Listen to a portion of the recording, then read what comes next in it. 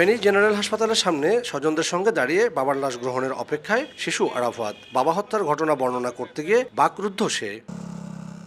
ফেনীর ছাগলনাইয়া উপজেলার পাঠাননগর ইউনিয়নের কন্ট্রাক্টর মসজিদ এলাকা। শনিবার রাত প্রায় ৩টার দিকে কৃষিজমির মাটি কাটাকে কেন্দ্র করে দুপক্ষের মধ্যে সংঘর্ষ হয়। স্থানীয়রা জানান, দীর্ঘদিন ধরে একটি চক্র কৃষিজমির মাটি কেটে নিয়ে যাচ্ছিল। প্রশাসন ও রাজনৈতিক নেতাদের কঠোর নজরদারি থাকা সত্ত্বেও বন্ধ হচ্ছিল না এই কার্যক্রম।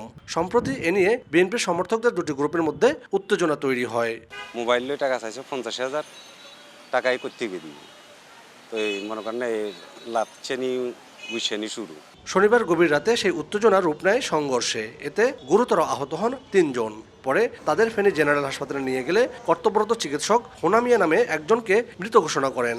আমি কদিন আর থেকে 50,000 টাকা আসেনি, আমি কতদিন দিন একথা কয়ে বলে ছড়ি বলে 27 জনে একেবারে শেষ নিঃশ্বাস করে গেলেছে। জানো এর মারি গেলেছে, এটা তো মার্ডার তাইলে তাদের হাসি চাই আমরা। স্থানীয়দের দাবি, তিনি যুবদলের একজন কর্মী ছিলেন। সংঘর্ষে আহত অন্য দুজন হলেন একই গ্রামের আলাউদ্দিন সুজন ও নূর আলম। তারা বর্তমানে ফেনী জেনারেল হাসপাতালে চিকিৎসাধীন রয়েছেন। এদিকে ঘটনায় জড়িতদের বিরুদ্ধে ব্যবস্থা নেওয়ার কথা জানিয়েছে পুলিশ ও প্রশাসন। পুলিশ দ্রুত ঘটনাস্থলে গিয়ে পরিস্থিতি নিয়ন্ত্রণে আনে এবং যারা আটক আছে তাদের বিরুদ্ধে আইনগত ব্যবস্থা প্রক্রিয়াধীন রয়েছে। স্থানীয়দের অভিযোগ, কৃষিজমির মাটি কাটা নিয়ে দীর্ঘদিন ধরে এলাকায় উত্তেজনা বিরাজ করছিল। সাম্প্রতিক এই সংঘর্ষের ঘটনায় এলাকায় আতঙ্ক ছড়িয়ে পড়েছে।